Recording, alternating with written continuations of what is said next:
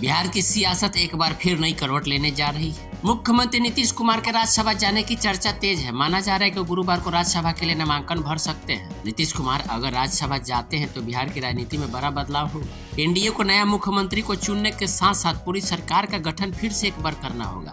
ऐसे में बिहार में पावर ट्रांसफर का रोल भी बदल जाएंगे। मुख्यमंत्री नीतीश कुमार के राज्यसभा जाने को लेकर जेडीयू की तरफ से भले ही अभी आधिकारिक पुष्टि न हुई हो, लेकिन चर्चा तेज है कि गुरुवार को बीजेपी अध्यक्ष नितिन नवीन के साथ वे राज्यसभा के लिए नामांकन दाखिल कर सकते हैं। नीतीश कुमार अगर राज्यसभा जाएंगे तो बिहार का अगला मुख्यमंत्री कौन होगा और उप मुख्यमंत्री किसे बनाया जाएगा? बीजेपी का सीएम होगा तो जेडीयू से क्या फिर 2 डिप्टी सीएम होंगे?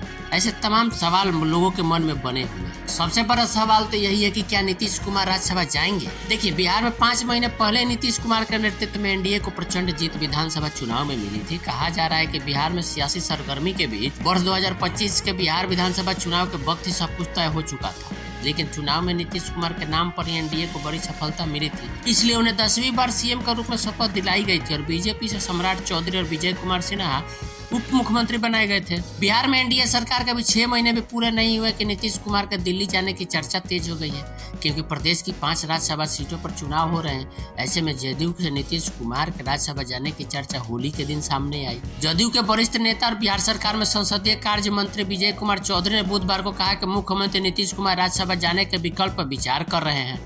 पत्रकारों ने विजय कुमार चौधरी से पूछा कि क्या नीतीश कुमार राज्यसभा के लिए नामांकन दाखिल कर सकते हैं, तो चौधरी ने कहा इस बात पर बातचीत चल रही है, इस पर अंतिम निर्णय तो उनको ही लेना है, यानी कि मुख्यमंत्री को। अब विजय कुमार चौधरी ने यह भी दोहराया कि नीतीश कुमार के पुत्र निशांत जल्द ही राजनीतिक में सक्रिय भूमिका निभाने वाले हैं। हालांकि उन्होंने यह स्पष्ट नहीं किया कि पार्टी प्रमुख के मुख्यमंत्री पद छोड़ने की स्थिति में उनका उत्तराधिकारी कौन होगा। ऐसे में नीतीश कुमार गुरुवार को राज्यसभा के लिए नामांकन दाखिल करते हैं तो फिर बिहार में एक नए तरीके से सरकार का गठन करना होगा, क्योंकि मुख्यमंत्री के पद छोड़ने के साथ ही पूरी सरकार का गठन करना होता है। अब सवाल ये भी बन रहा है कि अगर नीतीश कुमार मुख्यमंत्री का पद छोड़ते हैं तो बिहार में पावर का भी ट्रांसफर होगा और राज्यसभा जाते हैं तो एक बात तय है कि बिहार में बीजेपी और जेडीयू की भूमिका पूरी तरह से बदल सकती है। अभी मौजूदा बिहार में एनडीए की सरकार में सत्ता की कमान जेडीयू के पास है। नीतीश कुमार सीएम है तो बीजेपी कोटे से 2 उप मुख्यमंत्री हैं। नीतीश कुमार अगर दिल्ली जाते हैं तो फिर समझ लीजिए कि सत्ता का हस्तांतरण भी तय है। बिहार में सीएम की कुर्सी जेडीयू के बजाय बीजेपी के किसी नेता के हाथ में होगी और सरकार बीजेपी की होगी।